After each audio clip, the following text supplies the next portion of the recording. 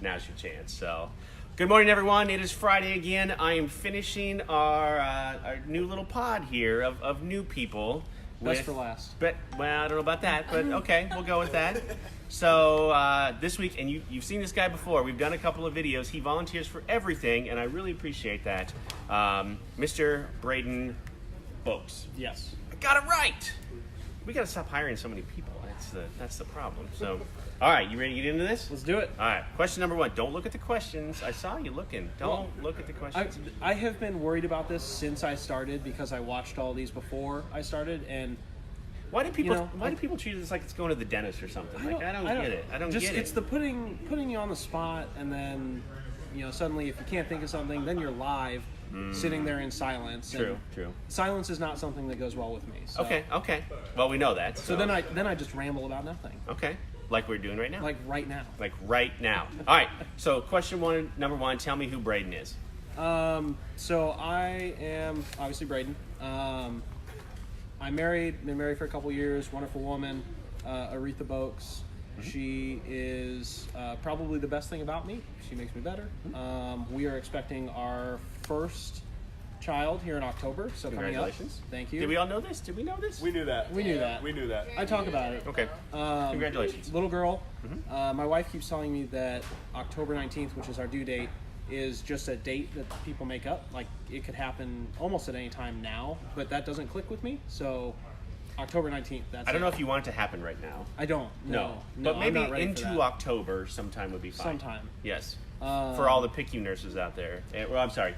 For all the NICU nurses out there, they would probably tell you that yes. Well, all of our doctor's appointments now, it's like, hey, you're a nurse. Do you want to travel? Or you want to stay here? Never mind the pregnant wife. Right, yeah. You want a job? I feel about traveling.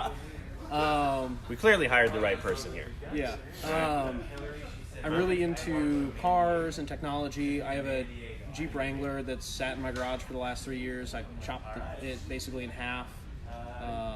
Like physically cut it in half? Physically cut it in half. I'm moving the rear axle back like 10 inches. Okay. And so it turns out when you cut a vehicle in half and then buy a house and then remodel the entire house just short of back to studs, you run out of time to work on said Jeep. And then time, money, patience. Right. Yeah, all those things. So now I have a really, really big paperweight in my garage taking up the space. Interesting. Okay. I guess I didn't know that part. Yeah. So, all right. So let's talk about the technology thing. So you came from your life before recruiting was very technology based. Yes. Talk about that a little bit. So I worked in the buying office at a major retailer. You can say the name. Okay, Nebraska Furniture Mart. Everybody's heard of it. Everybody's heard of it, I think. If you need anything, Nebraska Furniture Mart. Yep. Go get it. Yep.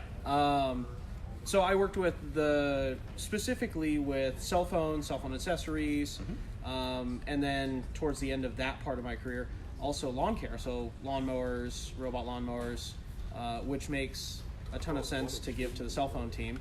And then from there, I also moved to taking over or keep working with all of the home automation products. Oh. So I'm super into smart home technology. I have Alexa, I have the Google Home.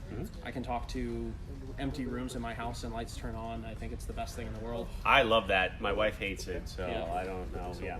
So in keeping with that part of my passion, I've also come and now I'm working on a Facebook group, Tech Talk for Travelers, where I can talk about smart home technology or just Bluetooth speakers, different products that work with travelers, because I think that there's a lot of products that can make travelers' lives easier that aren't necessarily geared or pitched into that kind of niche market. Right. So I'm kind of helping bridge the gap there. And I think when you say smart home technology, it doesn't mean you like it.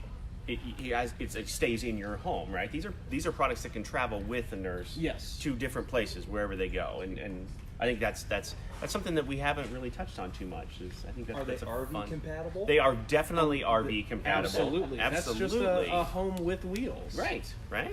Now, awesome. I think that's, if you're not, what's the Facebook group again?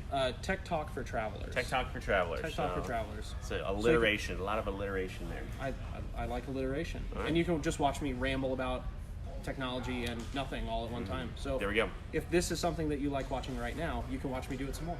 There we go. All right. So question 3, we did that video about when you rescued that dog, your dog, Max. Max. Give us an update on Max. So Max is not 56 pounds like we were told, and he's not 11 months or 3 years old like we were told. Max is a between 1 and 2 year old, 75-pound Labrador Retriever mix.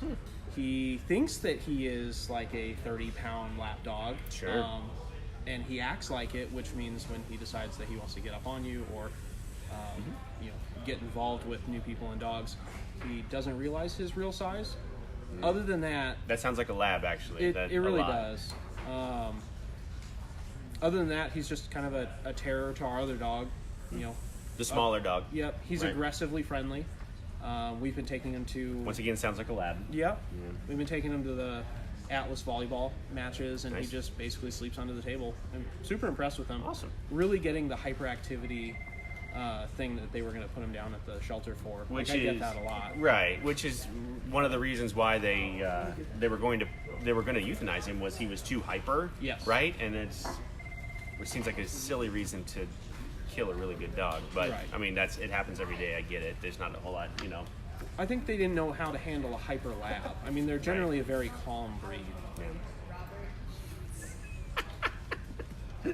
All right, question 4. If you weren't doing this and you didn't have your previous job, what do you think you would be doing? I really don't like that you took away my fallback. I just go back to working where I was. It can't be just a layup. I've always wanted to flip houses. I've been trying to talk my dad and my brother into starting something for a number of years. I like taking things apart. I usually can figure out how to put them back together. That was my next question. Yep, I don't do drywall. I will always sub out drywall. I hate it. But everything else, I just like working on houses. I like working on cars. So I think that working with houses and kind of general contracting would be something that would be fun to do. Interesting. Okay. So then question 5, if you could go anywhere in the world, where would you go? Oh, where is it that everybody else says? Italy? Italy, is it Italy? Greece, I'm going to go to Australia. All those places. What are some other fun... let's go in the States. Let's do the States. The States. I've never been specific, but let's do it. All right, so in the States... Doesn't have to be continental. You can choose you can choose Alaska or Hawaii too. Everybody says Hawaii. Let's... if my Jeep were in fact in one piece and I could take it somewhere. I have been trying to get to Disney, Oklahoma for probably the past 6 years. Disney, Oklahoma? Disney, Oklahoma. There's a huge off-road park in that area. You can drive up waterfalls. It's supposed to be a beautiful area. I've heard that ranked by people that I talk to in the Jeeping community that Moab, Utah, Rubicon Trail in California, and Disney, Oklahoma are like the 3 places to definitely go. Interesting. And I've been to Moab, so now it's time to do Disney. Do Disney in a way that Steve Seidner has never experienced Disney. Hakuna Matata. Disney, Oklahoma. So, Braden, thank you so much. Of course. So, when did you start? When did you start with us? June 25th. So, hey, that's my birthday. I tried to start sooner. That was my birthday. Yeah. All right. Happy birthday! I'm here. I guess everybody started on my birthday. Well, not everybody, just this part, right? Friends, so I didn't know. We weren't friends. You're right. We are friends on Facebook. There you go. Yeah. No, we are too. That's. Yeah. So we are. We are friends. Hey.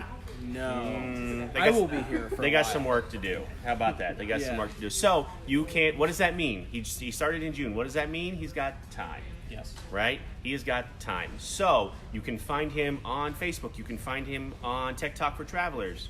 Right? Yep. I got it right. You can also find his bio on our website. Find him. He will talk your ear off about technology stuff or really just about anything. Or anything. Like I can gab about anything for hours. I can attest to this. So can We everybody here. So here we go. So Braden, thank you so much, and we'll see you next week.